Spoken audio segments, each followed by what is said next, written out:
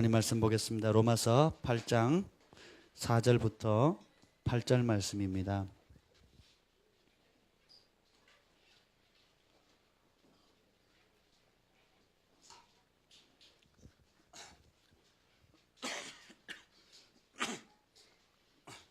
로마서 8장 4절로부터 8절 말씀입니다.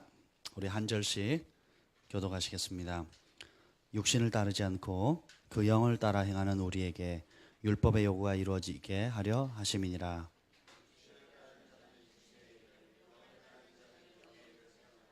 육신의 생각은 사망이요 영의 생각은 생명.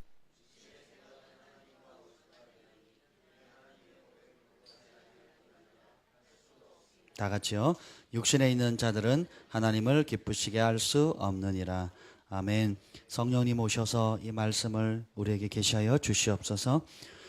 진정으로 성령을 따르는 삶이 무엇인지 깨닫게 하여 주시고, 우리 안에 끊임없이 솟아나려고 속이려고 하는 육신의 욕구들을 제거하여 주시며, 하나님 죄의 소원은 있으나 너는 죄를 다스릴지어다라고 주님께서 말씀하신 그 말씀 그대로 우리가 성령을 따라 하나님 죄를 다스리고 성령 안에 있는 자유와 기쁨과 영광을 누리는 삶 살게 하여 주시옵소서. 그래서 한 번뿐인 삶을 살아갈 때 오직 하나님 한 분만을 기쁘시게 하는 삶 선택하게 하여 주옵소서. 성령님 이 시간에 오셔서 우리의 마음의 눈을 열어 주시옵소서. 주님의 영광을 보게 하여 주시옵소서. 하나님은 이를 감추시고 또 왕들은 그것을 찾는 즐거움을 주셨는데, 하나님 왕의 자녀인 우리에게 하나님께서 감춰놓으신 많은 말씀 안에 감춰진 이 비밀들을 깨닫는 은혜를 허락하여 주옵소서. 예수님의 이름으로 기도합니다. 아멘. 할렐루야. 여러분 한 주간 잘 지내셨습니까? 지난번 컨퍼런스 좋으셨죠? 네, 참여하신 분은 참여하신 대로 은혜를 받으시고, 또 참여하지 못한 분들은 또 참여하지 못하는 대로 또 하나님께서 은혜를 주실 줄 믿습니다.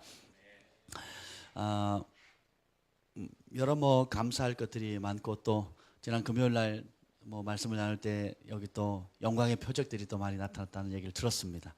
그랬나요? 네, 아멘. 금요일만 있으면 안 돼요. 네, 매일 있어야 되고 주일도 있어야 되고, 무엇보다 여러분의 가정에 또 일터에 있어야 됩니다. 조슈아 밀즈 목사님이 북극 쪽에 있는 에스키모인들에게 사역을 했어요. 그리고 그분이 말하기를 이 영광이 그 집회 있을 때만 있는 것도 아니고 그 집회 장소인 그 컨퍼런스 할 때나 혹은 컨퍼런스를 제공한 그 교회만 있는 것이 아니라 일상의 삶 가운데서도 그것이 계속 지속적으로 나타난다는 겁니다. 믿으십니까? 그래서 한 사람 에스키모인을 간증을 하셨는데, 어떤 분이 하나님의 영광을 경험했어요. 그리고 그분이 하나님의 영광을 교회에서 경험했을 뿐만 아니라 그 에스키모족들이 그 북극의 곳곳에 흩어 살고 있는데, 이분이 가는 곳마다 금의 표적이 나타나는 거예요. 그래서 아침에 일어나면 이제 금가루가 생기는 겁니다. 그리고 밥을 먹으려 하면 그 밥그릇에 금가루가 생겨요. 그리고 차를 마시려고 그러면 또 그게 생깁니다. 심지어 길을 걸어가면 걸어간 발자취를 따라 금가루가 생기는 거예요. 죽는 날까지 그러셨대요. 그래서 얼마나 많은 영혼들을 죽게로 인도했는지 모릅니다. 자, 표적은 영어로 사인이라 그러거든요. 사인은 우리말로 하면 이정표잖아요. 이정표는 뭐예요? 어떤 목적지를 가리키는 거잖아요. 그렇죠? 여러분들이 오늘 집에서 각자 오실 때에 그 사인을 보고 오셨을 거예요. 그래서 사인 자체는 목적지가 아닙니다. 그러나 사인 자체가 중요해요. 왜요? 그 방향을 알려주는 그 사인이 없으면 우리가 어디로 가야 될지 모르는 겁니다. 하나님께서 왜 금가루를 이루고 온갖 기적들을 이루십니까? 그런 표적들을 방언을 하고 치유가 나타나고 영광이 나타나는 이유는 뭐냐면, 이것이 하나의 사인인데 이 표적을 통해서 사인을 주시는 하나님을 보라는 거예요. 사인을 주시는 그분께서 얼마나 가까이 계신지를 보라는 겁니다. 그러면서 그런 사인을 보면 믿음이 생기는 거예요. 그리고 그런 사인을 통해서 영혼을 구원하는 전도가 되는 겁니다. 아멘. 그래서 각기 여러분에게 하나님께서 함께 하신다는 다양한 사인을 주십니다. 그것을 소중히 여기시길 바랍니다. 아멘. 이것이 한때 누리는 게 아니고, 제가 말씀드렸잖아요. 다른 사람의 기름 부음 안에서 누리는 것으로 만족하지 말라고요. 여러분 자체의 그 기름 부음 가운데 여러분의 우물을 깊이 파셔야 됩니다. 아멘. 왜 컨퍼런스 때만 그런 역사가 일어나면 안 되죠? 그때도 물론 좋지만 여러분들 일상의 삶 가운데, 또 우리 교회 안에서도, 또 여러분의 가정 안에서도, 일터 안에서도 끊임없이 그것이 나타나기를 사모하고 주님을 초청하시기를 예수님으로 축복합니다. 아멘. 오늘 그 로마서 8장 말씀을 보면서 이것은 제가 집회 중에 화장실에 딱 들어갔는데요. 화장실 좌변기에 딱 앉았는데 그 앞에 딱 말씀이 딱 찍혀 있는 게 로마서 6장 말씀이 있더라고요. 그 로마서 8장 말씀이 있는데 굉장히 제가 은혜가 됐어요. 그래서 그것이 딱 부딪혀서 계속 묵상하게 됐습니다. 육신의 생각은 사망이요 영의 생각은 생명과 평안이니라. 아멘. 육신을 따르는 자는 육신의 일, 영을 따르는 자는 영의 일을 생각하나니, 이 말씀을 화장실에서 봤어요. 근데 그 말씀이 안 지워지는 거예요. 그래서 계속 묵상했습니다. 그래서 오늘 여러분들과 함께 좀 나누려고 합니다. 그래서 이 말씀의 제목을 이렇게 정했어요. 따라해보세요. 진짜가 되는 길, 성령을 따르는 길. 여러분, 진정한 하나님의 자녀로서 또 한 번뿐인 삶 가운데 하나님께 인정받는 삶, 하나님의 기쁨이 되는 삶을 살 수 있는 길이 여기에 있습니다. 여러분, 주를 위해서 평생 수고하고 신앙생활하고 헌금하고 봉사하고 섬겼는데 주님이 마지막 백보자 심판대에서 모른다 그러시면, 너 가짜다 그러면 그것처럼 허무한 게 어디 있겠어요? 그리고 두 번 기회도 없잖아요. 그런데 이제 진짜가 될 수 있는 아주 확실하고 명확한 길이 있습니다.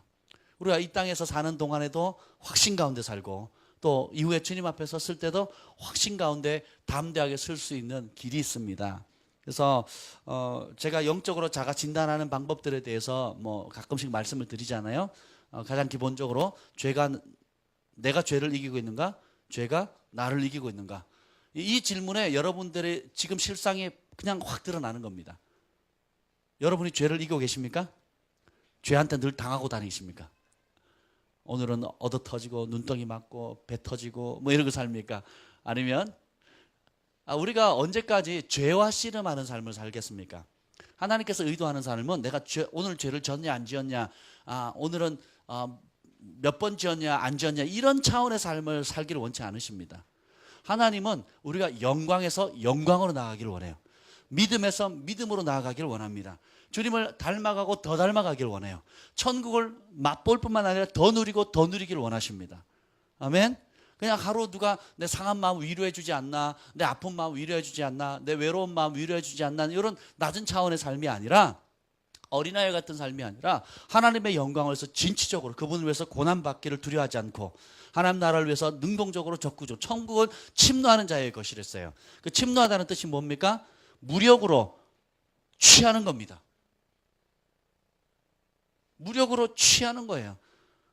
힘을 써서 애쓰는 겁니다. 이 하나님 뜻이면 알아서 하시겠지라는 수동적인 태도가 아니에요. 하나님 날 사랑하시면 알아서 해주시겠지. 하나님이 뭘 기뻐하시면 해주시겠지. 하나님의 뜻이면 저절로 되겠지. 이런 생각은 어린아이들 발상입니다. 영적으로 굉장히 어린 겁니다. 그것이 아니에요. 가치를 발견했다. 그럼 어떻게 해요? 대가를 지불해서 찾아가는 겁니다. 제가 예전에 토플을 준비할 때에, 유학 준비할 때 토플 학원을 막 섭외해 봤어요. 그랬더니 그 당시에 이제 박정어 학원이 굉장히 유명했습니다. 박정어 학원에서 그래머 문법을 배우면 다 맞습니다. 그 공식이 있어요. 그래머 시험 보는 공식. 그래서 아마 그 토플 전 세계 그 시험 문제 내는 곳에서 박정어 학원 때문에 아마 그래머를 뺀 것 같아요. 그 공식대로 하면 정말 고득점을 할 수가 있는 게 거의 다 만점을 받습니다. 대단해요. 그래서 그 소문을 알아가지고 어떻게 했는지 아세요? 제가 금정에 금정이 아니군요. 그때는 서울에 살았군요. 부천에 살았는데 또 서울에 사는데 그 새벽 시간에 박정화관 다닐 때는 금정에 살았군요. 그러니까 금정에 살 때 어떻게 했냐면 새벽에, 그 당시 한 3, 4시간 잤거든요. 2, 3시까지 책 읽다가 아침 6시에 일어나서 나갔어요. 그 어학원에 가려면 이제 일찍 가야 되는데 한 서너 시간 자고 가는 겁니다. 왜요? 그래머를 잘 가르쳐 준다니까. 갔더니 진짜 n 플러스 n 마이너스 이런 하는 공식인데 그대로 하면 어떤 문제든지 대부분 풀려요. 신기하더라고요. 근데 점수는 잘 맞는데 영어는 안 늘어요. 근데 그 그래머를 고득점할 수 있다, 문법을 고득점할 수 있다는 이게 입소문이 나니까요. 그 새벽 아침 시간에 저뿐만 아니라 금정에서 저기 종로까지 갔거든요. 굉장히 멀잖아요. 그러니까 다니는 겁니다. 왜요? 문법 점수를 올리는 그 조그마한 가치를 얻기 위해서 가는 겁니다. 할렐루야. 저만 그랬습니까? 여러분도 어떤 가치를 발견하면 어떻게 해요? 에이 뭐 누가 알아서 주겠지 이럽니까? 누가 내 그래머 알려주겠지 이러고 있어요? 그렇게 하지 않습니다. 자연의 법칙에서도 가치를 발견하면 우리가 대가를 지불하러 가서 찾아오는 것처럼 하늘의 세계도 가치를 발견하면 그것을 추구해 오는 것입니다. 진짜가 되는 자가 진단을 위한 질문은 이것입니다. 나는 지금 육신을 따르고 있는가? 성령을 따르고 있는가? 질문이 쉬운 듯한데 또 굉장히 애매한 듯하기도 하죠. 육신을 따른다는 게 뭘까? 또 성령을 따른다는 게 뭘까? 좋은 말씀이긴 한데 도대체 이게 무슨 뜻일까? 궁금하지 않습니까? 네, 안 궁금하시군요. 그래도 관계없어요. 제가 궁금하게 해드릴게요. 여러분이 진짜가 된다면 모든 상황에서 명백한 선택을 하게 됩니다. 제가 가끔씩 사람들의 말하는 습관을 이렇게 보는데요. 제가 보면 어떤 사람 뭘 물으면 잘 모르겠어요. 모르겠어요. 몰라요. 괜찮아요. 그래요. 그러면 이게 괜찮다는 게 원한다는 건가 원치 않는다는 건가? 이게 모른다는 말을 쉽게 다 모른대요. 그래서 제가 진짜 몰라서 모른다 그러는 걸까? 아니면 습관이 모른다는 걸까? 우리가 그 충청도 사람 속을 모른다 그러잖아요. 됐슈. 저는 됐다는 말인 줄 알았어요. 제가 아산에 예전에 있었는데 어느 목사님 계셨는데 제가 목사님께 뭐라고 얘기를 하면 됐슈 그래요. 그래서 그럼 저는 이제 어떤 안건이나 제안을 했어요. 이런 컨퍼런스 가시겠어요? 그럼 됐슈 그랬어요. 그리고 또 뭐 제가 이번에 이렇게 하는데 자리를 비워야 되는데 괜찮겠냐 그럼 됐슈 그러는 거예요. 그럼 저는 됐다라고 이해를 한 거예요. 근데 충청도에서 됐슈는 거의 대부분이 안 됐다는 뜻이에요. 그걸 몰랐어요. 그래가지고 갈등이 생기고 나중에 막 오해가 생기고요. 굉장히 어려워졌어요. 나중에 알고 봤더니 됐슈란 말이 됐다는 뜻이 아닌 거예요. 됐슈 그러면 거의 대부분이 안 됐다는 뜻인 거예요. 싫다라는 뜻이에요. 싫다라는 소리를 못하니까 그냥 됐슈 이렇게 괜찮아요 이렇게 이거예요. 괜찮다는 것은 뭐예요? 싫다는 표현인 거예요. 어려워요. 전라도에서는 거시기 해 이러면 끝나요. 거시기 하다는 게 뭐야? 그 상황과 배경과 그 사람의 의도를 파악해서 잡아야 돼요. 거시기 해 그러면 거시기가 인칭대명사도 되고 지시대명사도 될 수 있고요. 뭐 온갖 상황에 따라 이 거시기가 두 사람 사이에 그냥 막 만감이 교차합니다. 그러니까 그 내면을 읽지 않으면 또 주변 상황을 읽지 않으면 도저히 파악이 안 되는. 근데 우리 신앙생활은 그런 게 아니에요. 중간지대가 없습니다. 성령을 따르든 육신을 따르든 하나님을 기쁘시게 하든 내 욕심을 쫓든 명확해집니다. 조슈아 밀즈 목사님을 보면서 제가 깨닫는 것 중에 하나가 뭐냐면 정말 하나님을 만난 사람들은 심플하다. 그리고 명료하고 그리고 좌우 간의 yes, no 선택이 명확합니다. 좋고 싫고 하는 것이 명확해요. 투명합니다. 그러니까 상황에 따라 이쪽에도 붙고 저쪽에도 붙을 수 있는 박쥐 같은 삶이 아니고 명백합니다. 헌신하든지 안 하든지 사랑하든지 하지 않든지 용서하든지 하지 않든지 용서했다고 얘기를 했는데 2달을 못 가요. 또 끄집어냅니다. 여러분 아이들 그 야단칠 때 막 열받으면 어떻게 합니까? 지난달에 잘못된 거, 작년에 잘못된 거, 3년 전에 잘못한 거 막 끄집어내가지고 하지 마세요. 그럴 때가 있지요. 안 그래요? 네, 그럴 때가 있습니다. 네, 그렇지 않아요. 근데 이제 우리가 하나님의 성령 안에 있으면 심플 라이프를 살게 돼요. 단순한 삶을 살게 됩니다. 왜냐하면 따라합시다. 감출 게 없다. 감출 게 없기 때문에 아프면 아픈 거예요. 기쁨은 기쁜 겁니다. 그러니까 어린아이들을 보세요. 제가 참 이해 안 되는 게 우리 사랑이가 가끔 울면요. 막 한스럽게 울어요. 들어보셨어요? 사내가 잘 울지 않는데 한 번 울면요 정말 서럽고 한스럽게 울어요. 그러면 막 제 가슴이 다 무너진 것 같아요. 무슨 초상난 것 같아요. 그 우는 소리가 어떻게 애가 저렇게 우나 할 정도로 막 한스럽게 꺼이꺼이 하면서 울거든요. 오빠들하고 관계 속에서 섭섭하거나 막 오빠들이 혼내면 막 꺼이꺼이 하면서 우는데 한스럽게 울으면서 도저히 이 아이가 막 영이 막 무너지겠다 싶을 정도로 울어요. 막 그러다가 뭐 조금만 웃긴 짓을 하면 그냥 언제 그랬냐는 듯이 그냥 천국을 누립니다. 천국을. 이야, 참 어떻게 감정이 이렇게 명확할 수 있을까? 분명할 수 있을까? 근데 우리가 자라면서 이런 것들이 어떻게 해요? 감춰지죠. 내가 기분 좋아서 웃었더니 사람들이 그 웃는 것 같고 뭐라 그래요? 내가 마음 상해서 기분 나쁘다는 표현했더니 또 사람들이 그걸로 해서 뭐라 그러는 거예요? 어느 장단에 춤을 춰야 될지 모르는 거예요. 그래서 어떻게 해요? 점점 얼굴이 굳어져 갑니다. 마음도 굳어져 가고요. 마음을 닫게 되고 다른 사람과 나 사이에 벽을 쌓아가기 시작하는 거예요. 그런데 주의 영이 계신 곳에는 자유함이 있습니다. 그래서 나만의 색깔을 소중하게 생각하게 돼요. 다른 사람의 시선보다 하나님의 시선을 더 크게 생각하게 되고 다른 사람의 인정보다는 하나님의 인정을 더 크게 생각하는 거예요. 성숙했다는 것은 하나님의 시선이 더 크게 느껴지는 겁니다. 하나님이 보신다는 게 더 크게 느껴지는 거예요.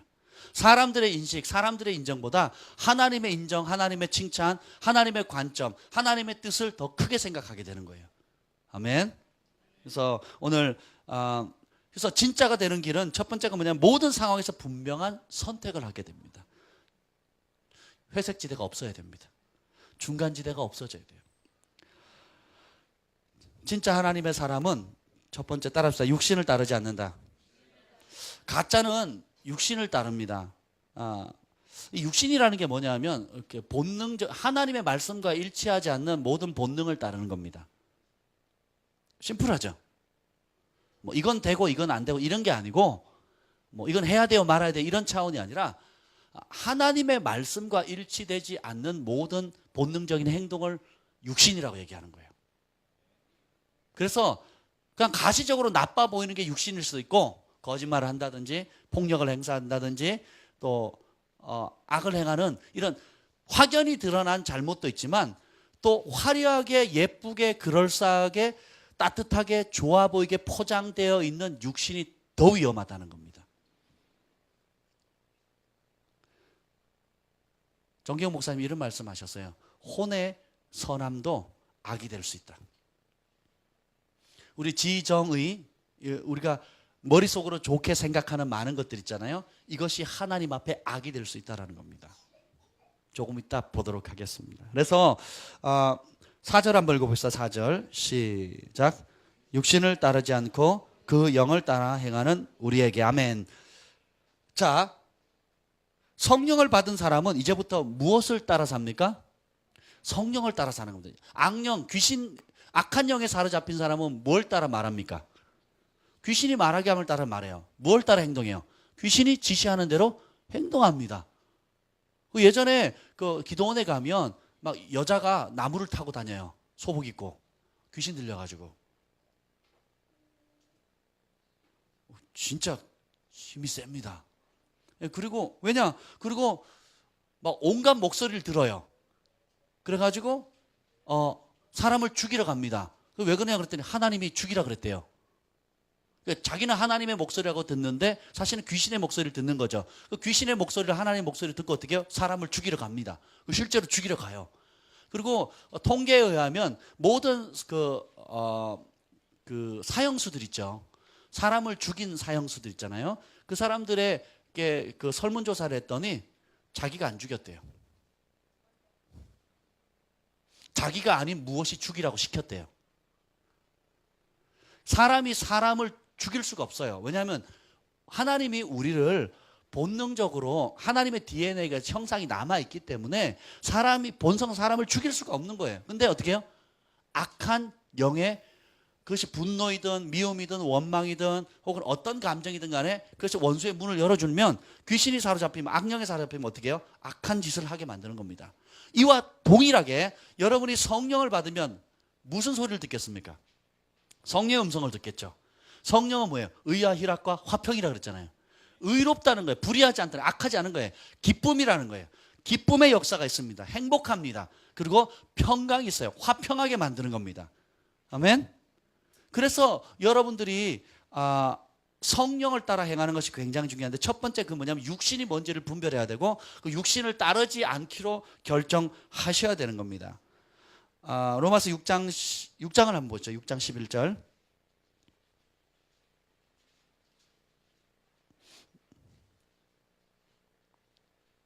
6장 11절 읽겠습니다. 시작. 이와 같이 너희도 너희 자신을 죄에 대하여 죽은 자요 그리스도 예수 안에서 하나님께 대하여 살아있는 자로 여기를지어다.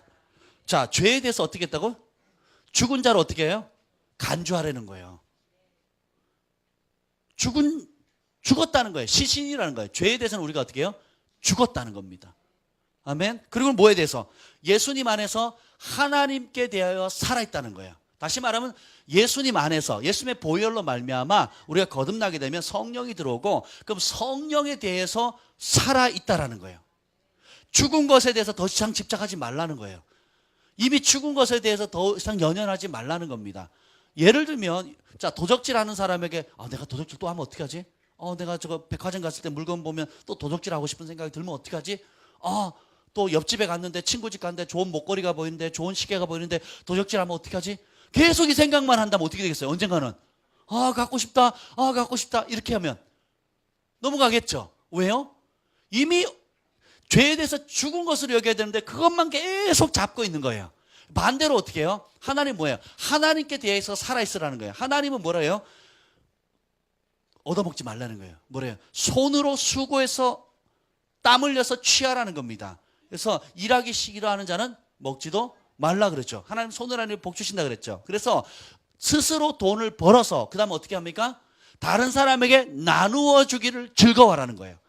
성령이 역사하시면, 성령이 어떤 죄에 대해서는 죽은 거예요. 그래서 내가 죄 짓지 말아야지, 도적질 하지 말아야지, 뭐 하지 말아야지, 뭐 하지 말아야지가 아니라 그것을 넘어서서 이제 죄에 대해서는 죽은 거고, 아예 그거는 이미 무감각해져 버린 거예요. 의에 대해서, 다시 말하면 예수 그리스도 안에서 하나님에 대해서 산 자라는 고 것은 뭐냐면 하나님이 기뻐하는 그 일에 민감한 거예요. 하나님은 어떻게 해요? 내가 하루에 일해서 알바해가지고 2만 원을 벌었다 할지라도, 만 원을 벌었다 할지라도 그 만 원을 쪼개가지고 내가 우리 천준에게 뭘 선물해 주겠다는 감동을 받는 거예요. 그러면 그렇게 하기를 원하는 겁니다.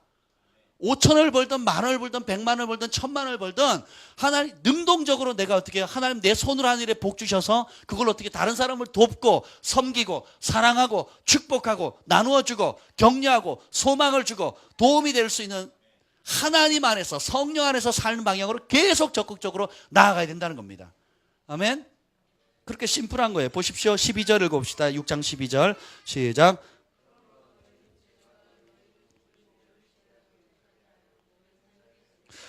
그러므로 너희는 죄가 너희 죽을 몸을 지배하지 못하게 하라는 거예요. 거듭났음에도 불구하고 어떻게 해요? 죄가 어떻게 해요? 사단의 이름이 뭡니까? 무엇의 압입니까? 거짓의 압인 거예요. 그래서 계속 정죄하죠. 그리고 죄책감 누리게 하죠. 그리고 진 것처럼 만들어버려요. 그리고 옛길로 돌아간 것처럼 얘기를 합니다. 그렇게 속여요. 그런데 어떻게 합니까? 너희 자신을 죄에 대해서 죽은 자로 여길 뿐만 아니라 죄가 너희 죽을 몸을 지배하지 못하게 하여 몸의 사욕에 순종하지 말라는 겁니다. 아멘. 혈기 날 때 혈기 내지 말라는 거예요. 미워하고 싶을 때 미워하지 말라는 겁니다. 그걸 선택하지 않으면 돼요. 왜요? 거기에 대해서 죽은 거거든요. 용서를 선택하고 기쁨을 선택하고 축복을 선택하고 사랑을 선택하는 겁니다. 명료하게 선택하는 삶을 살아야 되는 겁니다.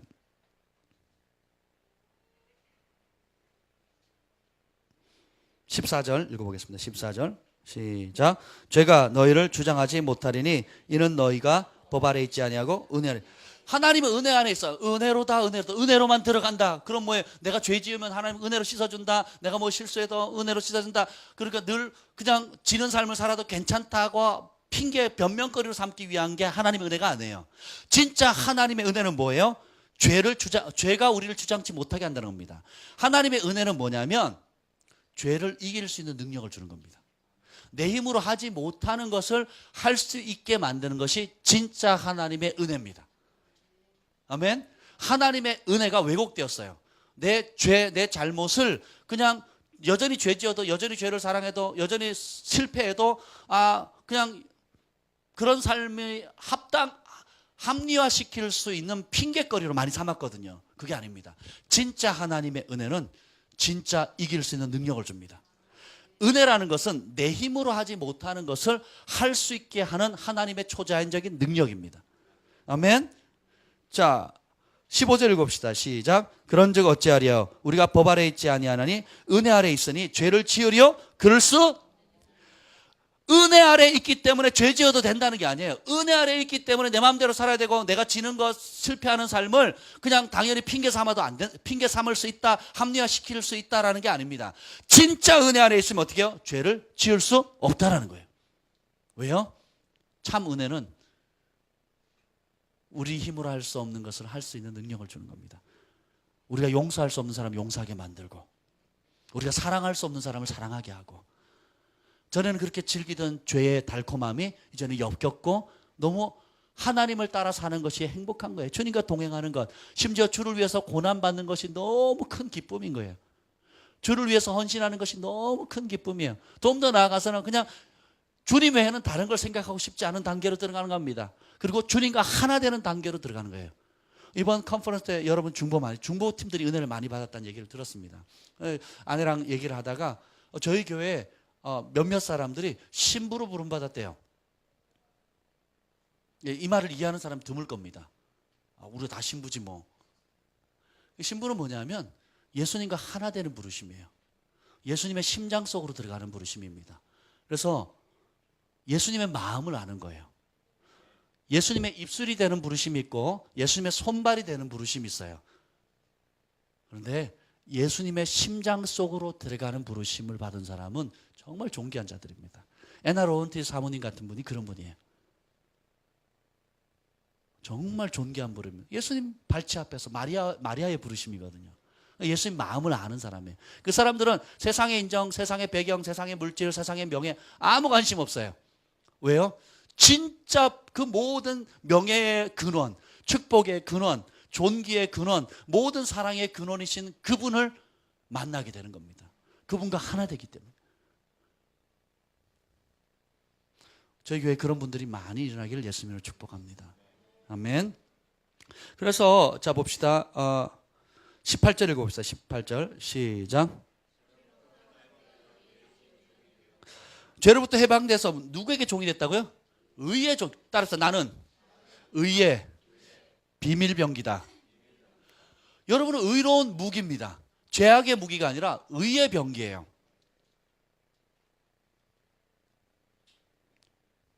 13절 읽어보겠습니다. 13절 시작. 또한 너희 지체를 불의의 무기로 죄에게 내주지 말고 오직 너희 자신을 죽은 자 가운데서 다시 살아난 자 같이 하나님께 드리며 너희 지체를 의의 무기로 하나님께 드리라. 따라서 내 몸은 무기다. 어쨌든 무기예요. 여러분은 영적인 세계에 또 이 땅의 세계에 무기입니다. 핵무기보다 더 큰 무기가 뭐예요? 핵무기로 움직이는 사람이에요. 여러분이 어마어마한 무기입니다. 살리는 무기가 되든지 죽이는 무기가 되든지, 죄에 쓰임받는 무기가 되든지 의에 쓰임받는 무기가 되든지, 한 시대에 하나님께 존귀하게 쓰임받는 무기가 되든지 그렇지 않든지. 제가 이번 컨퍼런스 내내 동안 무슨 장면이 떠올랐는지 아세요? 기도할 때, 또 혼자 묵상할 때 어렸을 때 했던 오락이 떠올랐습니다. 오락 게임기. 뭐 이름도 기억이 안 나요. 근데 뭐냐면 핵심은 이거예요. 그냥 인간이 오락기의 주인공은 이제 사람이에요. 사람인데 에너지를 먹으면 막 빛이 나요. 그 파워를 먹으면 막 빛이 막 납니다. 그리고 막 보너스 같은 그걸 딱 먹는 순간에는 뭐든지 부딪히면 다 적들이 다 쓰러지는 거예요. 그런 게임 비슷한 거 보신 적 있죠? 있다고 제발 해주세요. 네. 그래서 그 그림이 떠오르는 게 에너지를 먹은, 그러니까 빛의 에너지를 먹은 사람이 보이는 거예요. 그래서 그 사람이 가는 곳마다 어둠이 떠나가게 되고 어둠 가운데 계속 빛이 발산되는 장면을 보이는 거예요. 그래서 제가 그런 소망이 생겨요. 하나님, 내가 예수님과 그렇게 하나가 되었으면 좋겠습니다. 그래서 내 안에 예수님이 계신데 그 예수님이 내 죄로 인해서, 내 연약함으로 인해서, 나의 불순종으로 인해서 예수님의 빛이 가려지거나 제한받지 않게 해주시고, 정말 온전히 예수님과 하나가 되어서 정말 이 땅에 거니시는 또 하나의 작은 예수가 되어서 예수님의 사랑을 나타내는, 어딜 가든 무엇을 하든 교회 안에뿐만 아니라 일상의 소소한 모든 일들 가운데 진짜 살아있는 예수님을 대변하는 작은 예수님이 되었으면 좋겠습니다. 막 그런 소망이 계속 생기는 거예요. 아멘. 수동적으로 내가 죄에 당하고 지고 넘어지고 안 맞으려고 내가 숨은 그리스도인으로 살지 마세요. 당당한 그리스도인으로 사시길 바랍니다. 직장에서도 당당하셔야 돼요. 내가 예수 믿는 것을 당당하게 나타내야 돼요. 종교적으로 기도하고 종교적인 언어를 쓰라는 게 아닙니다. 하나님 나라의 법칙대로 나타내라는 거예요. 사랑하고 용서하고 축복하고 섬기고 베풀고, 그죠? 기도하고 치유하고 회복시키고 하나님의 음성을 듣고 순종하는 삶을 그렇게 살아가라는 겁니다. 왜냐하면 우리는 의로운 병기이기 때문에 죄의 병기는 감춰져 있어요. 사람을 죽이려고 할 때, 암살을 시키려고 할 때 총을 대놓고 가지고 다니지 않잖아요. 숨기잖아요. 그런데 그런 테러리스트를 막는 군사들을 보면 막는 사람들은 어떻게 합니까? 당당하게 그 총을 휴대하잖아요. 그와 마찬가지입니다. 우리가 어둠을 싸우고 죄악된 세상 가운데 빛의 병기로 나아갈 때는 우리가 의의 병기라는 것을 감출 필요가 없다라는 겁니다. 내가 예수 믿는 것을 감출 필요가 없다라는 거예요. 마산에서 지난번에 오신 우리 김상범 목사님 계시죠? 그분 정말 대단하신 분 같아요. 같이 식사를 한번 했는데 그 종업원들 틈을 안 줍니다. 막 칭찬을 해요. 너무 아름다우시다고, 너무 친절하시다고, 막 너무 친절한데 내가 예수님 만나보니까 너무 행복한데 예수님 믿으시냐고. 안 믿으. 아니 이렇게 훌륭한 분이 안 믿으시냐고. 예수님만 믿으면 더 행복해지시겠다고. 그러면서요, 막 그 주인 레스토랑 주인에게도 전도하고 할머니에게도 전도하고 막 칭찬을 막 하면서 동시에 예수님 얘기밖에 안 하는 거예요. 제가 옆에 있는 제가 무한하다 싶을 정도로 복음을 부끄러워하지 않는 겁니다. 복음의 씨앗을 계속 심는 거예요. 할렐루야. 어떤 분이 미국에 계신 분이 이 목사님이 차를 산 지가 한 10몇 년 됐는데 미국에 있는 목사님이 차를 사라고 돈을 보내줬대요. 1200만 원인가? 그랬더니 싫다고 나머지 금액도 보내줬다니, 나는 차가 필요한 게 아니라 전도하려면 커피숍을 차려야 되는데 그 비용이 좀 필요하다고, 난 그거 쓰겠다고. 그랬더니 1200만 원 보내주고 나머지 또 한 1500만 원 정도 보내줘야 되는데 안 보내주겠다는 거예요. 나는 목사님 차 사라고 줬지 커피숍 하라고 준 거 아니라고. 그러냐고. 그럼 안 받겠다고. 안 받았대요. 나중에 왜 그런지를 쭉 나중에 깨닫고 나니까 어떻게 해요? 그 사람이 그걸 보내고 또 거기 일할 수 있는 일꾼 하나 채용할 수 있는 비용까지도 보내주는 겁니다. 하나님께서 하나님의 기뻐하는 뜻을 따르게 되면 하나님의 비전이 있는 곳에 공급이 옵니다. 그래서 여러분들이 하나님의 나라를 위해서 여러분 현대에 있는 위치 가운데서 하나님의 나라가 도래하기 위해서 어떤 비전을 하나님께로 받을 건가를 생각해 보세요. 캠퍼스에서는 캠퍼스 안에서 어떻게 하면 하나님 나라를 도래시킬 것인가, 직장에서는 직장 가운데 나를 통해서 하나님 어떻게 하나님 나라를 이룰 것인가 한번 생각을 해보세요. 제가 전에 몇몇 캠퍼스의 대학에 교수님들 초청을 받아가지고 정기적으로 가가지고 복음을 전한 적이 있습니다. 대학 교수님이 기도 모임을 하고 교수님이 예배하는 자리를 마련하니까 그 교수님을 존경하는 학생들이 모여요. 그럼 그 학생들이 오면 그 학생들의 친구들이 또 따라옵니다. 그래서 전공생들뿐만 아니라 비전공생들도 따라오는 거예요. 그래서 그 안에 모입니다. 그래서 예배드리고 기도하고 학생들 위로하고 격려하고 말씀을, 또 외부 강사들 초청해가지고 하나님의 말씀을 씨앗을 뿌리는 거예요. 왜 그렇습니까? 교수라는 그 위치, 또 학생들을 가르치는 스승이라는 그 위치는 단순히 내가 생계를 위해서 하나님 주신 위치가 아니에요. 여러분이 낮은 위치에 있든 높은 위치에 있든 어떤 위치에 있든 간에 지금 있는 그 자리의 위치는 예수님의 사랑을 흘려보낼 수 있도록 예정하신 하나님의 위치라는 거예요. 그래서 교수님이 그렇게 학생들을 모으고 또 끝나고 나면 가끔씩 밥 사주고 대접하니까 교수들, 우리 청년들의 공통적인 갈망이 뭡니까? 자기를 사랑해 줄 사람을 찾고 있거든요. 자기를 지도해 줄 스승을 찾고 있거든요.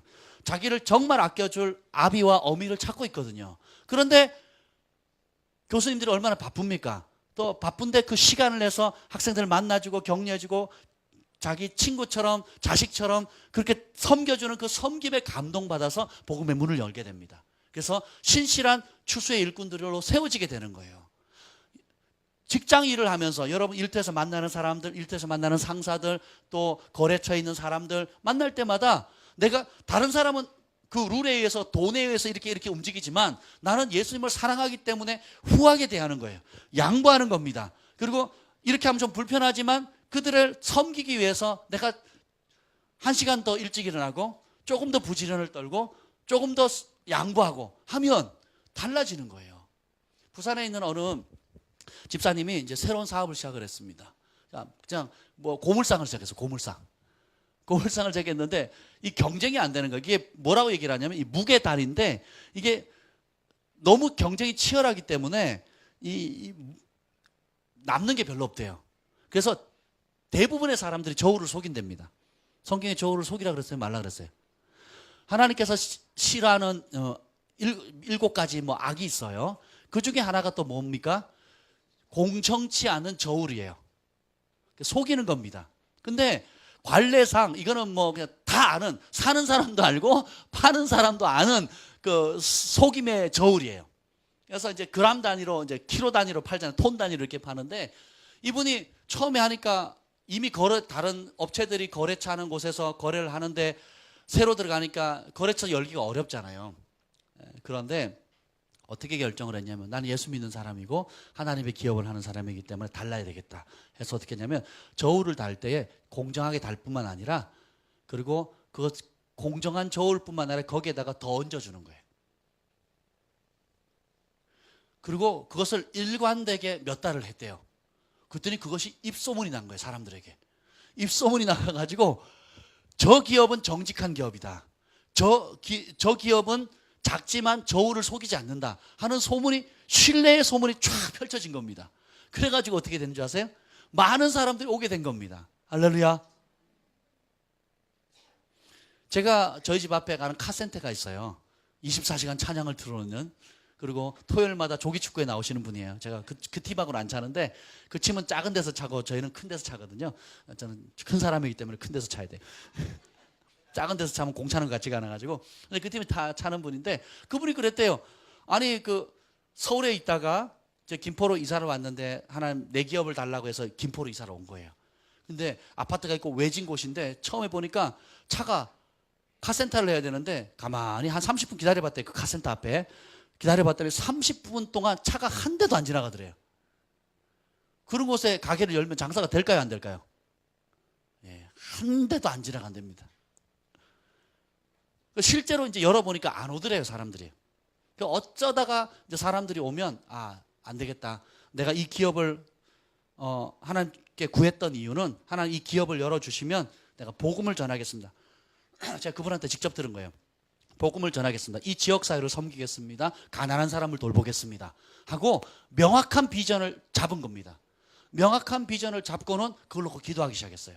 그리고 사람들이 올 때 어떻게 하면 이윤 따지지 않고 자기가 돈은 어떻게 할 수 없으니까 몸으로 섬길 수 있는 것을 최대한 섬겼대요. 그러니까 타이어 그냥 갈아주고 또 뭐 공짜로 줄 수 있는 것들 있잖아요. 이런 것들 최선을 다해서 섬겼다는 거예요. 그리고 부품이라는 게 메케닉이 부르는 대로 값이고 또 뭐 조금 빨리 갈아도 되고 늦게 갈아도 되는 것들 있잖아요. 뭐 지금 당장 급하게 안 갈아도 되는데 내가 갈아버리면 공인비 나오죠. 또 부품 주문하면 거기에 또 수익이 오잖아요. 이제 그런 걸 아는데 어떻게 하냐면 그렇게 하지 않고 정말 정직하게 조금 더 타보시라고. 그리고 요 정도 더 얼마 후에 더 갈으셔도 된다고. 그러니까 이분들이 보통 여러분도 차를 정비하러 가면 한 군데 안 가잖아요. 부품값이 만약에 이건 100만 원짜리 부품이다. 그럼 어떻게 하겠어요? 두세 군데 들려본다면 진짜 100만 원일까? 지금 갈아야 되는 거 맞나? 안 갈아도 되지 않나? 아니면 중고를 사도 되는 거 아닌가? 알아보잖아요. 그 손님들이 그걸 다 알아보고 하는데 이 집만큼은 정직한 거예요. 그리고 어떤 집에 가서 견적을 냈더니 200만 원이 나왔대요. 근데 이 집에 와서는 10,000원에 고쳤습니다. 그러니까 그 10,000원에 고친 손님이 소문을 내기 시작한 거예요. 그래가지고 그때부터 막 사람들이 몰려오기 시작하는데요. 그 외진 곳인데 지금 늘 가면 손님이 있습니다. 할렐루야. 여러분이 하나님 안에서 어떤 삶을 살기로 선택하느냐에 따라서 하나님의 공급이 따라옵니다. 의의 병기가 될 거냐, 죄의 비밀한 병기가 될 거냐, 여러분들이 선택하셔야 돼요. 그래서 하나님 뭘 해주시면 뭘 하겠다는 식의 하지 마시고 따라합시다. 내가 있는 자리, 여러분이 지금 있는 그 자리에서 하나님 무엇을 원하십니까? 어떻게 내 삶을 통해서 하나님의 영광을 돌릴 것인가를 고민해 보십시오. 그리고 구해 보십시오. 굉장히 달라질 것입니다. 진짜가 되는 두 번째 길은 뭐냐면, 하나님 진짜가 되는 사람은 육신의 생각을 죽음으로 여깁니다. 6절 한번 읽어보죠. 6절. 로마서 8장 6절입니다. 로마서 8장 6절. 8장 6절 시작. 육신의 생각은 사망이요. 아멘. 하나님의 말씀이 육신의 인간적인 생각이 죽음이라 그러면 죽음으로 받아들여야 돼요. 여러분 생각 잘못한다고 죽는다 이런 생각 해보셨어요? 그럼 내 생각의 결과로 내가 죽는다 이렇게 생각해 보셨냐고요? 대부분 그렇게 생각하지 않습니다. 교회에서도 그렇게 생각 안 해요. 근데 하나님 말씀은 육신의 생각, 육신의 뭐요? 생각, 육신의 행동뿐만 아니라 육신의 생각부터 어떻게 해요? 생각은 사망이래요. 가짜는 육신의 생각을 즐기거나 육신의 생각의 노예가 됩니다. 육신의 생각이 뭐라고요? 하나님 말씀과 일치되지 않는 모든 생각을 말하는 거예요. 영의 생각은 뭡니까? 하나님 말씀과 일치된 거예요. 예수님께서 뭐라 그랬습니까? 내 말이 곧 영이요 생명이니라. 영이 그냥 공중에 둥둥둥 떠다니는 게 아니에요. 성령의 인도함을 받는 게 공중에 둥둥둥 떠다니는 삶, 이렇게 사는 게 아닙니다. 제가 보면 성령의 인도함을 받는다 하는, 또 성령의 음성을 듣는다는 사람들 가운데 적지 않은 사람들이요, 성령의 인도함을 받는 게 아니라 잘못된 영의 인도함을 받는 사람이 많습니다. 왜 그렇습니까? 자기 욕심을 따라 듣는 거예요. 그래서 진짜 영의 생각을 하면 육신의 생각을 쫓지 않거든요. 그래서 성령의 인도함을 따른다 하면서 남편도 돌보지 않고 순종하지도 않고 자녀도 밥도 안 먹이고요. 그리고 하나님 말씀하셨다 그러고 막 돌아다닙니다. 전도한다고. 가족을 섬기질 않는 거예요. 그리고 해외로도 다니고, 돈 없다 그러면서 해외로도 다니고. 참 보면 너무너무 안타까워요. 그리고 영적 지도자들이 그렇게 하지 말고 남편의 권위에 순종하십시오. 남편 따뜻한 밥 해주세요. 자녀들 제때 도시락 싸가지고 학교 보내세요 라고 얘기하면 뭐라 그러는지 아세요? 목사님이 아직 저의 영적 단계에 이르지 않아서 그래요. 저는요 예수님의 신부거든요. 이 신부의 단계가 되면요 하면서 쭉 얘기를 합니다. 가관입니다. 가관. 그리고 목사님이 그런 말을 했기 때문에, 저한테 얘기를 했기 때문에요, 해를 받을 거예요.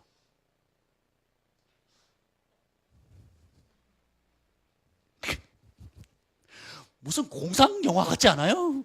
공상 과학 소설 같지 않습니까? 뭐 판타지 소설도 아니고 이게 뭐예요 도대체? 그런 분들의 공통은 뭐냐면 상식이 안 통해요. 전혀 상식이 안 통합니다. 아이들 밥 누가 해줘야 돼요?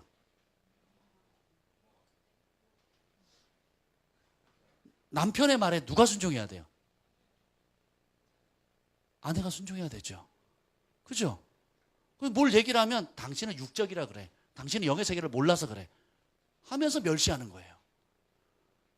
그런데 의외로 이런 사람들이 많습니다. 여러분, 육신의 생각은 사망입니다. 여러분들이 내가 하루에 어떤 생각에 사로잡혀 있는가를 곰곰이 생각해 보세요. 혼자 있을 때, 운전할 때에, 또 기도할 때, 일상을 걸어갈 때에 내가 땅의 것을 많이 생각하고 있는가, 아니면 예수님의 말씀, 예수님께 주신 비전, 내 삶의 부르심, 또 하나님 나라, 또 내 삶의 지금 처해 있는 위치 가운데 어떤 일을 할 것인가, 내가 만나는 동네 아주머니들, 내가 만나는 거래처 사람들, 또 내 주변에 있는 가족들, 친척들 바라볼 때에 이들을 향해서 육신의 생각으로, 육신의 관점으로 바라보는가, 아니면 성령의 인도함을 받아 성령의 눈으로, 성령의 관점으로 바라보기를 즐거워하는가를 한번 진단해 보십시오. 그러면 다르게 보일 겁니다. 오늘 이번 컨퍼런스 때 우리 미령이가 차 타고 오면서 그런 간증에서 어떤 은혜를 받았냐 그랬더니, 하나님께서 나를 이렇게 사랑한다는 것을 느꼈어요 하는 거예요. 어떻게 느꼈냐? 좀 예를 들어봐라 그랬더니, 제가 오는데요, 뭐 이런저런 그 컨퍼런스 준비하려고 그 등록비나 뭐 얻으려고 알바를 많이 준비를 했는데, 나중에 보니까 너무 인간적인 생각이었다는 거예요. 그 알바 해가지고 그 컨퍼런스 비용을 준비하려다가 정말 영적인 준비를 못했다는 거예요. 근데 그럼에도 불구하고 하나님께서 이런저런 여러 사람들을 통해서 공급해 주시고 채워주시고 먹여주시고 각기 다양한 사람들을 통해서 다양하게 공급해 주시는 그 하나님의 공급을 통해서, 하나님의 말로 다 할 수 없는 예상치 못했던 공급을 통해서 하나님의 사랑을 느꼈다는 거예요. 결국은 미령이가 하나님의 사랑을 뭘로 느꼈습니까? 여러분 가운데 보이지 않게 밥 사주고 용돈 주고 또 뭐 해주고 한 결국은 보이지 않는 하나님께서 보이는 여러분들의 성령의 인도함을 받는, 성령의 감동을 받는 여러분들의 작은 섬김을 통해서 하나님의 사랑을 느낀다는 겁니다. 미령이만 그렇게 느끼는 것이 아니라 모든 안 믿는 불신자들도 결국은 그 보이지 않는 하나님의 사랑을 어떻게 누리게 됩니까? 여러분들이 성령의 인도함을 따라. 육신은 아깝죠. 육신은 나도 이 돈이면 뭐 할 텐데, 그러잖아요. 나도 바쁜데, 나도 힘든데, 나도 내 밥그릇 챙기기 바쁜데, 이렇게 말할 수 있지요. 그런데 성령은 뭐라 그럽니까? 아니다, 네가 섬겨라, 축복해라, 나눠라, 그죠? 돌봐줘라, 밥 한 끼라도 사라, 그렇잖아요. 안 그래요?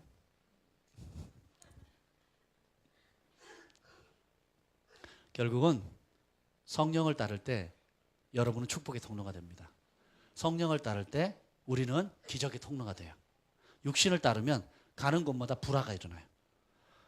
평안이 없습니다. 그리고 육신의 생각을 따르는 건 진짜 하나님과 원수되는 것으로 여깁니다.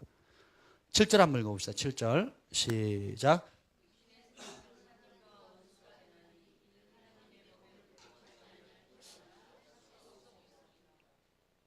왜 생각을 그렇게 심각하게 여기느냐 하면, 육신의 생각 자체가 죽음이고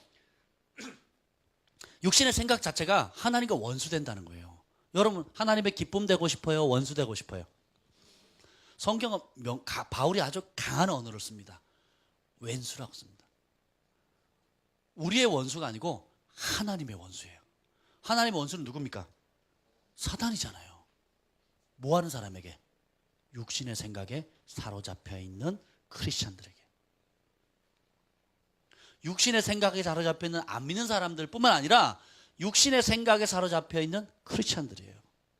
지도자도 예외가 아니고, 또 신앙생활 10년, 30년, 50년 해도 예외가 아니라는 거예요. 우리가 능동적으로 하나님의 성령에 사로잡히기를, 말씀에 사로잡히기를, 하나님의 의의 병기, 축복의 통로, 사랑의 통로가 되고 능동적으로 반응하지 않으면 뭐에 사로잡혀요? 육신에 사로잡혀요. 예수님께서 너희가 1시간 깨어있으면 시험에 들지 않는다 그랬어요. 그러면 나는 1시간만 기도해야지, 이렇게 생각하면 어리석은 겁니다. 반대로 어떻게 해요? 1시간 기도하면 자기 믿음을 지킨다는 거예요. 근데 2시간 기도하고 3시간 기도하면 다른 사람을 위해서 1시간 기도하고 나라와 민족을 위해서 기도하고 또 하나님과 그저 예수님과 동행하기 위해서 소킹하며 그분의 임재만을 추구하기 위해서 기도한다면 그 사람 안에 담겨질 하나님의 영광, 성령이 찰 뿐만 아니라 차고 넘쳐서 충만한 상태에 이르지 않겠습니까? 그래서 우리가 하나님 나 힘들어요, 나 좀 위로해 주세요 하는 차원이 아니고, 능동적으로 침노해서 하나님 성령이 이만큼 차는 게 아니라 차고 넘쳐서 기쁨도 넘치게 해주시고 소망도 넘치게 해주시고 내 안에 천국이 흘러 넘쳐서 내가 가는 곳마다 자유와 소망과 기쁨과 위로와 축복을 나누어주는 그런 하나님의 선한 통로가 되게 해주십시오라고 능동적으로 생각하셔야 돼요. 아멘.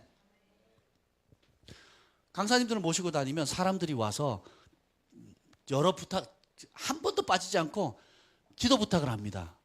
강사님 기도 많이 해주셨거든요. 안수도 하고 임팔테이션 한다고 많이 했거든요. 또 와요. 와가지고 제가 이제 이게 중요한 문제가 있는데 목사님께 꼭 기도를 받아야 되겠대요. 그 전에 목사님 강의 내용은 뭔지 아세요? 자기 우물을 파라 그랬거든요. 근데 또 와요. 오늘 메시지는 자기한테 너무 부딪혔대요. 그래서 꼭 목사님한테 안수를 받아야 되겠대요.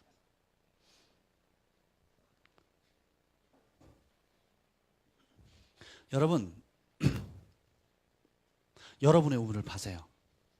자신의 우물을 파시길 바랍니다. 그래서 우리가 수동적으로 자꾸 다른 사람한테 뭐랄까 내가 할 일을 내가 마땅히 해야 할 경건의 의무들이 있잖아요. 여러분 새끼밥을 다른 사람이 먹어줄 수 있어요? 밥을 다른 사람이 먹어줄 수 있냐고요? 그럼 여러분이 건강해집니까? 아니면 여러분에게 필요한 약이 있잖아요. 치료약이 있는데 치료약을 내가 아픈데 다른 사람이 먹으면 내가 치유되나요? 아니잖아요. 하나님께서 영적인 원리들을 이렇게 쭉쭉 전해주면 좋은 거 들었다. 우리 목사님 설교 잘하네. 감동이 됐나. 오늘 내가 의뢰 받았습니다 하는데 멈추지 말라는 거예요. 그걸 어떻게 누가 실천해야 돼요? 밥은 누가 먹어야 돼요? 약은 누가 먹어야 돼요? 내가 먹어야 되는 거예요. 그래서 내가 실천을 해야 내 것이 되는 거지. 자꾸 어떻게 해요? 이 어려운 문제 목사님이 기도해 주세요. 이렇게 나오는 거예요. 우리가 중보는 하지만 여러분들이 경건의 삶 가운데 여러분이 마땅히 해야 될 기본적인 것들은 여러분들이 하셔야 된다는 겁니다. 그래야 여러분이 잘하는 겁니다. 남이 밥 먹어준다고 내 배부르지 않습니다. 그래서 남이 약을 먹어준다고 해서 내가 건강해지는 게 아니에요. 육신의 생각을 심각합니다. 왜요? 하나님과 원수되거든요. 우리가 잘못된 정체성, 잘못된 여러분의 가치, 사단이 주는 것들, 그런 생각들 다 떨쳐버리셔야 돼요. 그리고 능동적으로 어떻게 해요? 내가 그 생각 하지 말아야지, 그 생각 하지 말아야지, 그 생각. 어떤 자매가 그랬어요. 나는 어떤 영적인 게 주기가 오는데 막 디프레션 되고 막 다운될 때가 있대요. 하나님 주시는 거예요? 사단이 주는 거예요? 그러면 어떻게 해요? 내가 다운되지 말아야지, 내가 우울해지지 말아야지, 내가 외롭다고 느끼지 말아야지. 그렇게 생각하면 어떻게 될까요? 더 우울해지고 하늘은 검해지고 땅은 푹 꺼지는 것 같고 어깨에 무거운 짐이 놓인 것 같고, 그리고 사람들에게 섭섭해지기, 내 마음은 누구도 안 알아줘, 나는 혼자야, 외로워. 계속 어떻게 해요? 늪속에 빠진 사람처럼 계속 떨어지는 겁니다. 근데 반대로 어떻게 해요? 나는 축복의 통로가 될 거야. 나는 오늘은 내가 몇 사람을 위해서 기도할 거야. 내가 저 사람들을 위해서 중보할 거야. 중보할 때 하나님 이런 감동 주셨는데 이걸 순종할 거야. 또 그렇죠? 내가 오늘 주님과 어제까는 내가 30분 정도밖에 시간을 못 가졌는데 오늘 내가 더 많이 가져야지. 말씀을 내가 더 깊이 읽어야지. 또 내가 오늘 이런 말씀 깨달았는데 내가 학교에서, 직장에서, 일터에서, 가정에서 우리 자녀들에게 이렇게 순종해 봐야지 하고 어떻게 해요? 능동적으로 생각해야 돼요. 그렇게 순종했을 때 하나님 이런 결과를 주셨네. 우와 신난다, 감사한다. 이렇게 심었더니 하나님께 축복해 주시네. 우와 감사하네. 이렇게 사랑했더니 우와 하나님 저 사람 저렇게 용기롭고 힘을 얻네 라고 어떻게 해요? 날마다 천국의 원리를 실천할 때 오는 그 추수물들, 기쁨들, 축복들, 이것들을 어떻게 해요? 누려주셔야 됩니다. 무궁무진한 거예요. 때로 순종했더니 고난받았어요. 하나님 너무 힘들었어요. 근데 주를 위해서 말씀을 순종할 때 고난받으면 하늘로부터 오는 위로가 있습니다. 사람이 주는 위로도 귀하지만 하나님이 직접 주는 위로는 이루 말할 수가 없는 거예요. 의를 위하여 핍박받다가 오는 그 고난으로 오는 하나님의 위로는 비교가 안 되는 것입니다. 육신의 생각에 사로잡히면 첫째로 하나님의 법에 순종할 수가 없어요. 하나님 법이 싫어요. 기도하는 것도 싫고, 말씀 듣는 것도 싫고, 용서하는 것도 싫고, 베푸는 것도 싫고, 그리고 참는 것도 싫고, 예배 드리는 것도 싫고, 다 싫어지는 거예요. 왜요? 육신의 생각에 사로잡혀 있다는 거예요. 저럼 예배에 실패하면 모든 게 무너집니다. 이거 기본이에요. 그러면 내 영이 살아있다는 가장 기본적인 외적인 잣대가 뭐예요? 예배입니다. 그래서 예배가 무너지면 그냥 다 무너지는 거예요. 모든 게 도미노처럼 바바바바박 무너집니다. 바바박 무너지는 거예요. 왜? 육신의 생각에 사로잡히면 하나님의 말씀하신 그 법이 싫어지는 거예요. 순종하기 싫어집니다. 귀찮은 거예요. 힘들어지는 거예요. 여러분 은혜 받을 때는 교회 가끔 와요? 날마다 와요? 날마다. 저는 제 소원이 하나님이 전에 사는 거였어요. 여호와의 전에 문지기라도 줬사오니 하나님이 전에 문지기. 그러고 싶습니다. 두 번째는 뭐냐면 우리 8절이 아니고 7절 읽었죠. 하나님의 법에 굴복하지 순종하고 싶어도 순종하고 싶어도 할 수 없게 된대요. 자 봅시다. 따라해봅시다. 하고 싶어도 할 능력이 없다. 인간적인 생각, 육신의 생각에 사로잡히면 이게 하나님 뜻이지, 기도해야지, 기도 못해요. 11조 해야 되는 건 맞아요. 못해요. 용서해야지, 못해요. 왜요? 빼앗겨버렸어요. 생각이. 빼앗겨버리면 하고 싶어도, 또 그리고 하는 게 마땅한다는 걸 알아도 할 능력을 상실해버려요. 이것이 그래서 하나님과 원수되게 만드는 겁니다. 이 육신의 생각이 되게 무서운 거예요. 그래서 우리가 육신의 생각 하지 말아야지, 그 나쁜 생각 하지 말아야지, 이렇게 생각하는 게 아니고, 예수님 말씀하신 내 말이 영이요 생명이라 그랬거든요. 예수님의 말씀을 붙드는 겁니다. 아멘. 제가 오늘 이 말씀을 왜 설교합니까? 화장실에서 로마서 8장 말씀을 읽었어요. 그 말씀이 제 영에 새겨졌습니다. 그리고 그 말씀을 계속 묵상하는 거예요. 육신의 생각은 사망이고 하나님의 법에 굴복치 않고 원하지만 할 수 있는 능력도 없어 무기력하게 만드는, 여러분의 삶을 무기력하게 만들어버린다니까요. 육신의 생각들 떨쳐버려야 되는. 그리고 8절 한번 읽어봅시다. 8절 시작. 육신에 있는 자들은 하나님을 기쁘시게. 결국은 우리 인생에 여러분 하나님의 기쁨 되고 싶지 않습니까? 내가 원하는 한 가지. 아이들을 키워보면요, 저도 어렸을 때 그랬지만 부모님이 기뻐한다 그러면 즐거이 순종합니다. 제가 예수님을 알기 전에 제 모토가 뭐였냐면 중간만 하자였거든요. 중간만. 잘나서 보통 아이들한테 시기 사지 않고, 못나서 선생님한테 매맞지 말고, 제 신조는 중간만 하자였어요. 중간만 하자.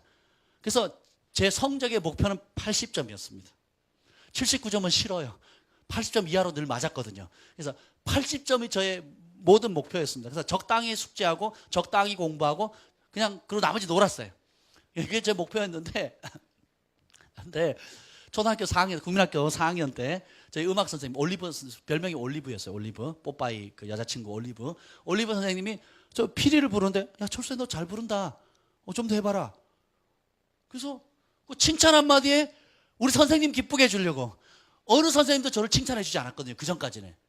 물론 계셨겠죠. 저는 기억이 없어요. 나머지 공부 1, 2학년 때 나머지 공부하고 3학년 때 전화 왔기 때문에 여자 선생님한테 뺨 맞고 막 그런 아픈 추억만 있어가지고 제가. 근데 어느 선생님도 정말 마음에서 우러나는 칭찬을 제가 들어본 적이 없는데, 그 우리 담임 선생님이 음악 선생님이었는데 피리 잘 부른다, 너 왜 이렇게 잘 불러? 그 한마디에 제가 용기를 얻어가지고 그게 그 한마디에 열심히 하게 돼서 어떻게 된 줄 아세요? 우리 학교 대표가 돼버렸어요. 그리고 5학년 때 시험을 봤는데 선생님이 칭찬해 줬어요. 또 친구들이 칭찬해 줬어요. 그 한마디에 용기를 얻어가지고 공부를 잘하게 됐습니다.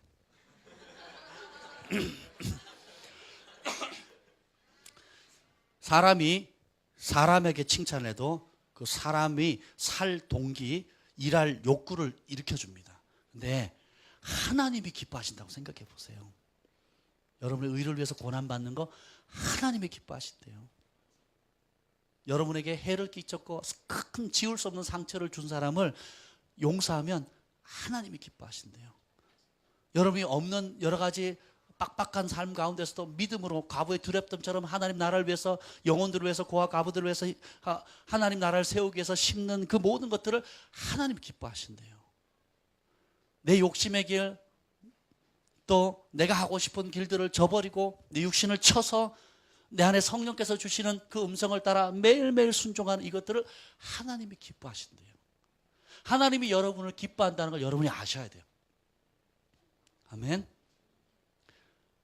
스바냐 3장 17절에 보면 너희 하나님 여호와가 너희 가운데 계시니 그는 구원을 베푸실 전능자시라. 그가 너로 인하여 기쁨을 이기지 못하시며, 그리고 하나님이 우리를 향해서 노래를 불러주신대요. 저는 이거를 아이들을 갖고 난 이후에 알았어요.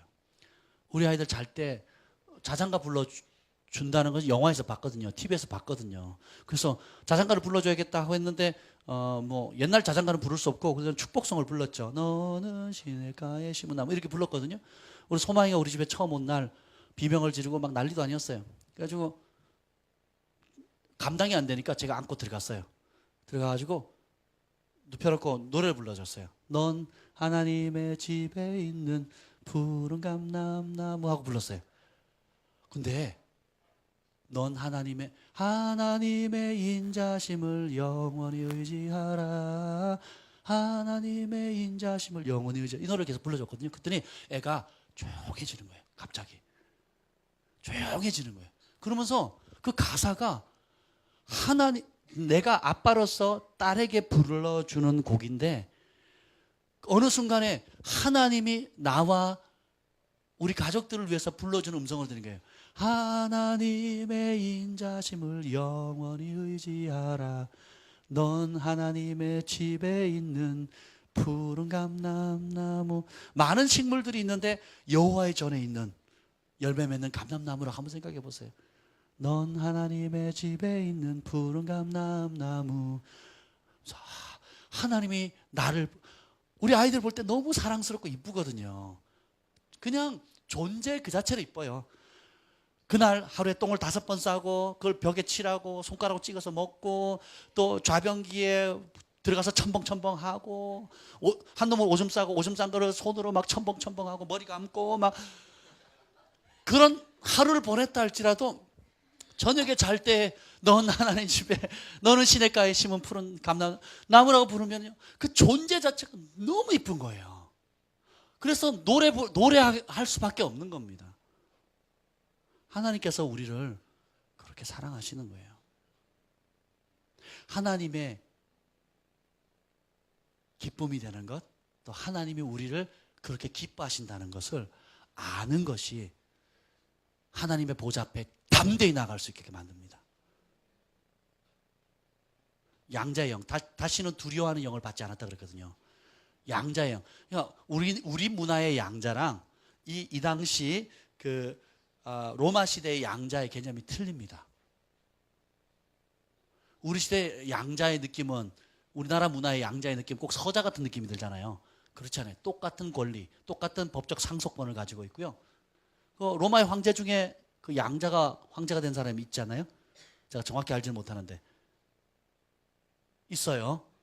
그 양자 삼은 거예요. 그리고 권력자가 되는 겁니다.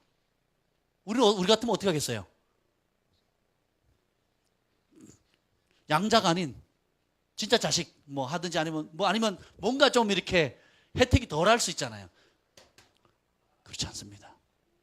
우리가 이방인이었다가 이제 접붙임 받아 돼가지고 하나님의 친백성이 돼서 뭐라고 부릅니까? 오늘 성경에 보면 15절 읽읍시다. 15절 시작.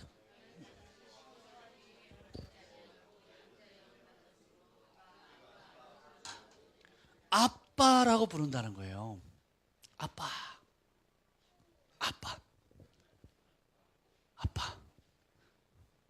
네. 주님이 우리의 아빠 되십니다. 성령 인도를 받게 되면 친밀함이 풀어지는데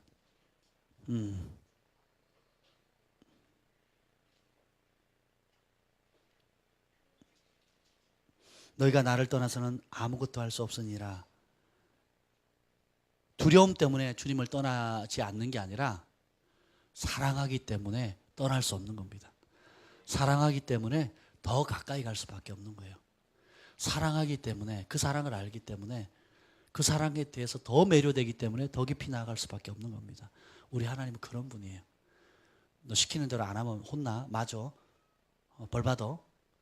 그런 관점으로 하나님을 보는 사람이 의외로 많습니다. 하나님 말씀에 순종하랬더니 하나님이 사업을 쳤어요. 내 몸을 쳤어요. 불순종했더니 쳤어요. 돈 다 하나님이 우리 사업 망하게 했어요. 이런 소리를 가는 곳곳마다 듣습니다. 하나님이 그랬습니까? 자기가 그랬습니까? 하나님 그랬어요? 사단이 그랬어요? 우리 하나님은 좋으신 아빠십니다. 좋으신 아빠세요. 하나님은 사랑으로 더 가까이 끌어들이십니다. 무섭게 혼내는 아빠가 아니라 사랑을 계속 보여주는 거예요. 우리 주한이 경환이가 저한테 용돈을 달래요.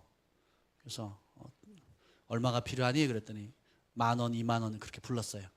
그래서 제가 50,000원씩 줬습니다. 그랬더니 입이 여기에 걸리더라고요.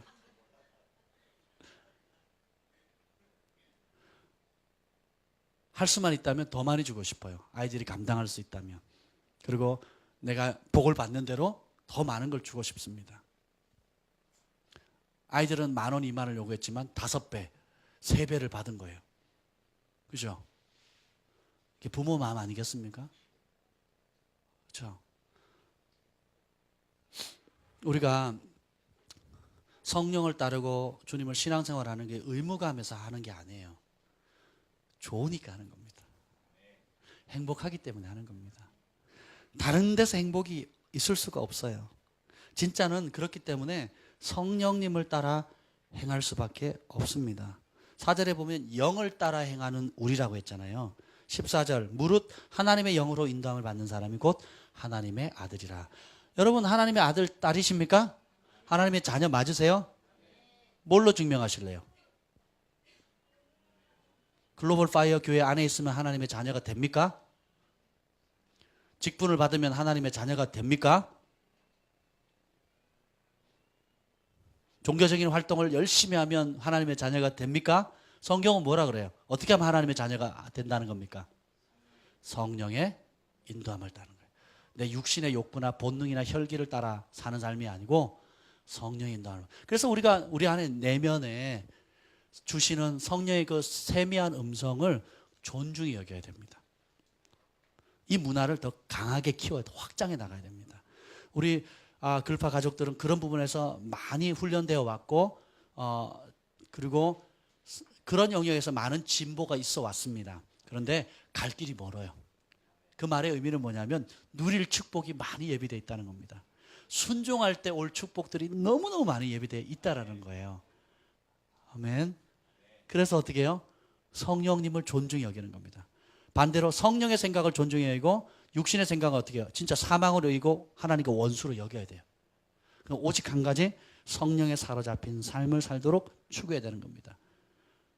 기록된 하나님의 말씀과 내 안에 말씀하시는 성령의 음성을 조화를 해서 잘 분별해서 순종하는 삶을 살 때에 순종하는 자만 천국을 누립니다.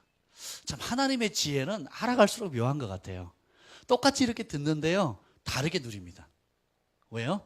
믿음의 분량 따라 순종의 분량 따라 하나님 다르게 복을 주세요. 하나님이 여러분을 차별해서가 아니에요. 여러분이 마음을 10% 열면 10%만 흡수돼요. 100% 열면 100% 흡수됩니다. 그럼 10% 들어온 것 중에 여러분이 얼마나 순종하느냐에 따라 순종을 안 하면 못 누리게 되는 거고 순종하는 것만 누리게 되는 거예요. 그러니까 공평하시잖아요. 그래서 순종의 속도가 성숙의 속도입니다. 순종의 속도가 축복의 속도예요. 우리가 하나님의 이 지혜로운 것, 아름다운 지혜를 우리가 깨닫고 즐거이 순종하고 즐거이 성령님과 동행하는 것을 특권으로 생각하셔야 돼요. 놓칠 수 없는 놀라운 축복입니다.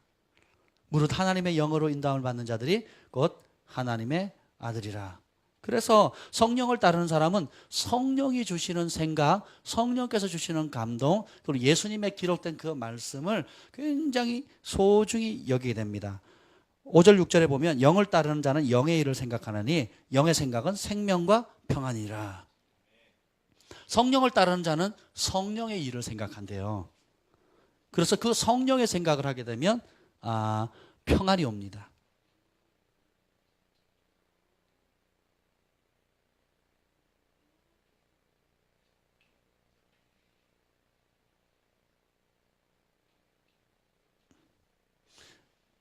여러분이 반드시 알아야 될 것은 뭐냐면 하나님을 기쁘시게 하잖아요.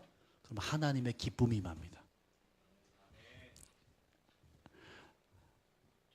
하나님을 감동시키고 하나님을 기쁘시게 하면 하늘의 기쁨이 임해요.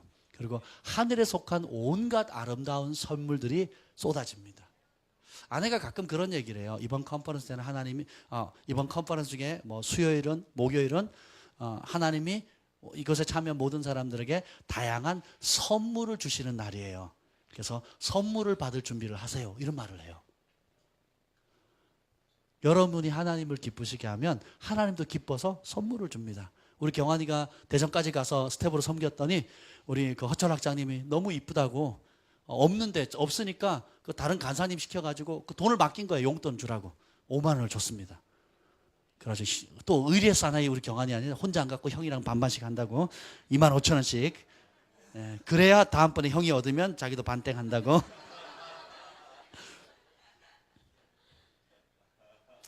하나님을 기쁘시게 하면 하늘의 기쁨이 여러분에게 누리게 되고 또 사람도 감동하게 됩니다. 그래서 보면 제가 가만히 있는데 링컨이 따라왔잖아요. 계속 사람들이 와서 링컨에게 용돈을 주는 거예요. 링컨에게 선물을 주고 링컨에게 현대판 모세라고 들어보셨어요? 반숙 쳐서 물낸.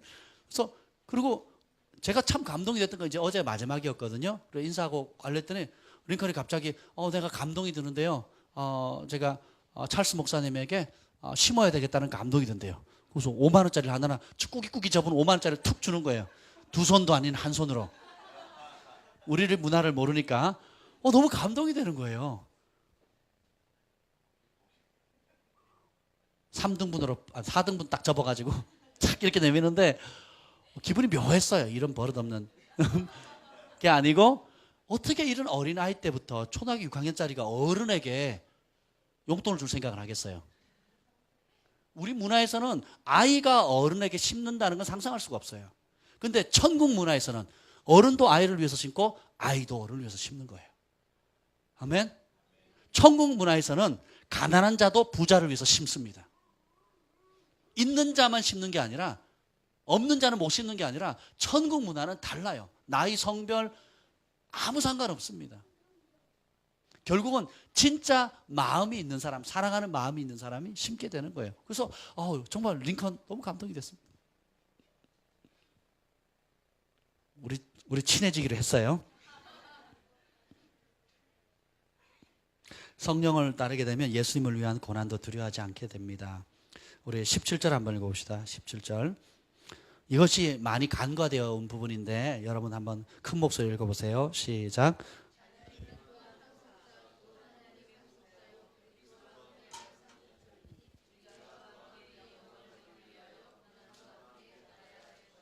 아멘. 하나님께로 받을 상속만 우리가 늘 생각하잖아요. 복 받을 생각만 하고 이런저런 것들이 풀렸으면 좋겠다는 것, 그 놀라운 축복이죠. 그런데 하나님의 입장에서 생각해 보면 하나님 나라를 확장시키기 위해서 전진해 나갈 선두주자들도 필요하고 강한 그리스도의 강한 군사들이 필요한데 영적 아비와 어미들이 필요한데 그냥 값없이 유산을 받으려고 하는 영적 어린아이들만 있다면 하나님 마음, 어린아이 상태에 머문다면 하나님께서 마음이 얼마나 안타깝겠습니까? 근데 하나님 나라를 확장하기 위한 장군 여호수아 갈렙처럼 이 산지를 내게 주십시오. 누구도 가지 않으려는 곳에 기꺼이 가려고 하는 거예요. 그런 마음이 다윗의 두 용사처럼 예루살렘 성전에 있는 그 물을 뚫어 목숨을 걸고 가잖아요. 성령의 인도함을 받으면 예수님과 함께 영광을 받기 위해서 기꺼이 고난 받는다는 겁니다. 바울이 그걸 발견하지요. 18절 읽겠습니다. 시작. 생각하건대 현재의 고난은 장차 우리에게 나타날 영광과 비교할 수 없다. 영의 생각에 사로잡히게 되면 현재의 고난은 장래의 영광과 비교가 안 된다는 것을 보게 됩니다. 바울이 그런 험난한 역경과 고난을 기꺼이 감내할 수 있었던 그 원동력이 어디서 나오느냐? 영의 세계를 봤거든요. 천국을 봤습니다. 그래서 사도행전에 하나님께서 바울을 부르실 때에 이방인을 위해서 택한 나의 그릇이라고 하면서 뭐라고 그러는 줄 아세요? 그가 나를 위해서 얼마나 고난을 받아야 될지 알게 될 거라 그랬어요. 따라서 고난의 크기만큼 영광의 크기가 결정된다.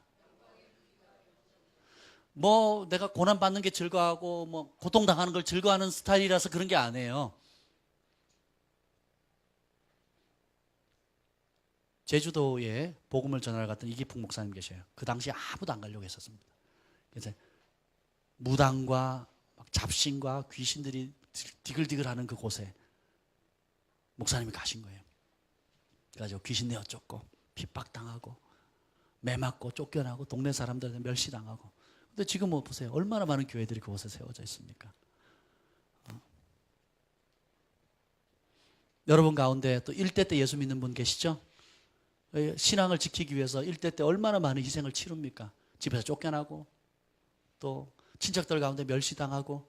근데요, 그렇게 5년 10년 믿음을 지켜보십시오. 가족들 가운데 한 명, 두 명씩 구원받다가 온 가족이 구원이 이르게 되고 그 가정에 사역자들이 일어나기도 되고 그렇잖아요.